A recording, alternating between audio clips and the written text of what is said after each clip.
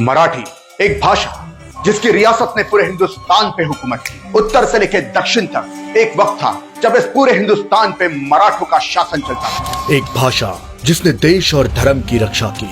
आज हिंदुस्तान के दक्षिणी क्षेत्र में जितने भी हिंदू मंदिर सुरक्षित दिखाई देते हैं वो सब मराठा साम्राज्य की देन है। ये भाषा केवल महाराष्ट्र तक सीमित नहीं है। इसी भाषा के महाराज छत्रपति शिवाजी महाराज से इंस्पायर्ड होकर आसाम के गुवाहाटी का अहोम साम्राज्य भी दुश्मन के साथ लोहा लेने के लिए सीना तान के खड़ा। सिर्फ इतना ही नहीं बल्कि उत्तर प्रदेश के बुंदेलखंड में भी इसी मराठी भाषा के राजा छत्रपति शिवाजी महाराज से प्रेरित होकर बुंदेलखंड के राजा छत्रसाल बुंदेला ने खुद का एक स्वतंत्र साम्राज्य निर्माण किया और मुगलों के बादशाह औरंगजेब को सीधी चुनौती दी।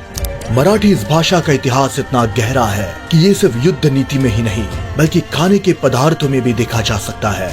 आज दुनिया भर में साउथ का इडली सांबार पसंद किया जाता है। इस सांबार शब्द का उगम भी मराठा साम्राज्य के दूसरे छत्रपति संभाजी महाराज के नाम पर हुआ है। छत्रपति संभाजी राजे जब दक्षिण की मुहिम पर निकले थे तब उनके स्वागत में दक्षिण यानी कि साउथ में एक स्पेशल डिश बनाई गई थी और इस डिश का नाम भी छत्रपति संभाजी महाराज के नाम से सांभार रखा गया, जिसे आज दुनिया भर के लोग खूब पसंद करते हैं।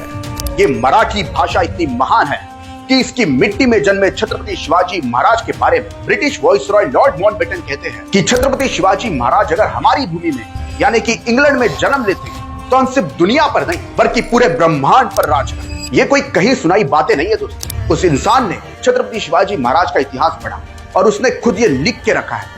मराठी भाषा की जड़ें हिंदू संस्कृति और धर्मों ग्रंथों में भी दिखाई देती है। आज देश और दुनिया में गणपति बाप्पा मोरिया का जो नारा लगाया जाता है वो नारा भी मराठी भाषा में है। तो आज के इस वीडियो में हम जानेंगे मराठी भाषा का गौरवशाली इतिहास।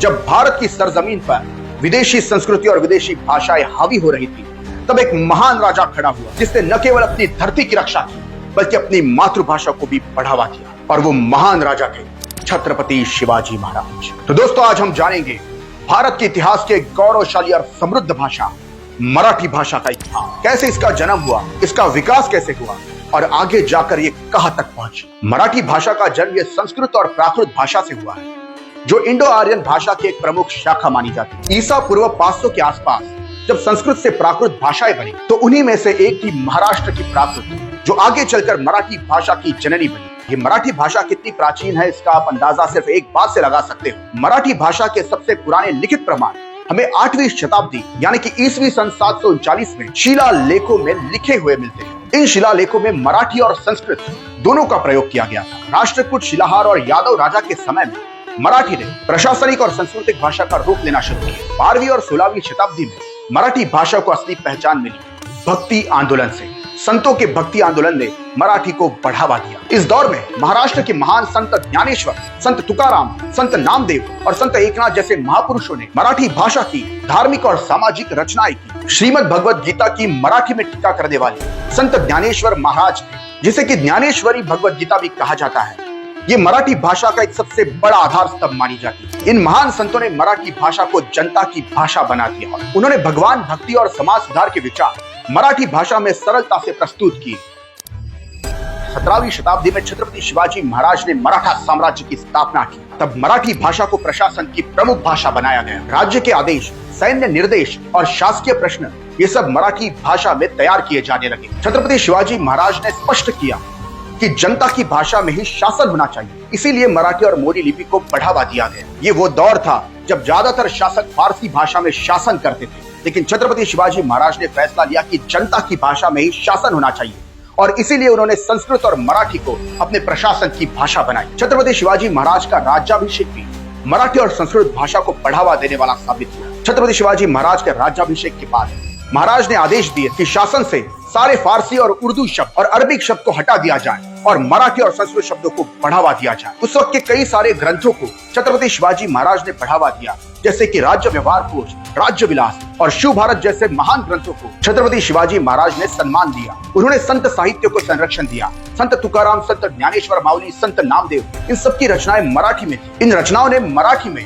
देशभक्ति, नीति और भक्ति को जन जन तक पहुंचाया। छत्रपति शिवाजी महाराज ने लोक भाषा को सम्मान दिया और इसी वजह से मराठी को सम्मान, प्रतिष्ठा और शक्ति मिली। ब्रिटिश काल में जब अंग्रेजों ने भारत पर हुकूमत करना शुरू किया था तब लोगों को लगने लगा कि मराठी अब कमजोर पड़ जाएगी, लेकिन नहीं, ब्रिटिश काल में भी मराठी ने अपनी पकड़ बनाई रखी। 19वीं और 20वीं शताब्दी में लोकमान्य तिलक, पूला देशपांडे, विष्णु शास्त्री चिपलुंकर जैसे लेखकों ने मराठी साहित्य को आसमान की ऊंचाई तक पहुंचाया। इस भाषा का इतिहास इतना गौरवशाली है कि इसके महान राजा छत्रपति शिवाजी महाराज से सिर्फ भारत में ही नहीं बल्कि भारत के बाहर के देश भी इस राजा से प्रेरित होते हैं। वियतनाम नाम का देश भी अमेरिका जैसे महाशक्ति को इसी भाषा के राजा से प्रेरित होकर सीधी चुनौती देता है और अमेरिका को हरा देता है। मतलब इस भाषा का साम्राज्य निर्माण करने वाले छत्रपति शिवाजी महाराज अगर सारी दुनिया को इंस्पायर कर सकते हैं तो आप समझिए कि ये भाषा कभी आपका बुरा नहीं चाहेगी और ना ही आपको तकलीफ देना चाहिए। अगर आप इसका रिस्पेक्ट करोगे, इस मिट्टी का रिस्पेक्ट करोगे, तो आपको भी इस भाषा और इस भाषा के लोगों से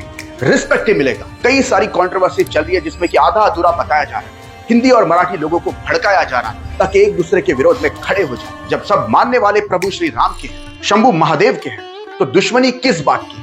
अगर आप महाराष्ट्र में रहते हो तो आपको मराठी का रिस्पेक्ट करना चाहिए और इस भूमि का भी रिस्पेक्ट करना चाहिए। पंजाब में रहते हो तो पंजाब का रिस्पेक्ट करना चाहिए, बिहार में रहते हो तो बिहार का रिस्पेक्ट करना चाहिए, राजस्थान में रहते हो तो राजस्थान की मिट्टी का, उनकी मातृभाषा का रिस्पेक्ट आपको करना चाहिए। ये बात अगर सारे लोग ठीक से समझ ले तो ये विवाद बिल्कुल खत्म हो जाए। आज मराठी भाषा महाराष्ट्र और गोवा की राजभाषा है। भारत में लगभग 8 से 9 करोड़ लोग मराठी बोलते हैं। मराठी सिर्फ एक भाषा नहीं बल्कि संस्कृति, इतिहास और संघर्ष की एक पहचान है।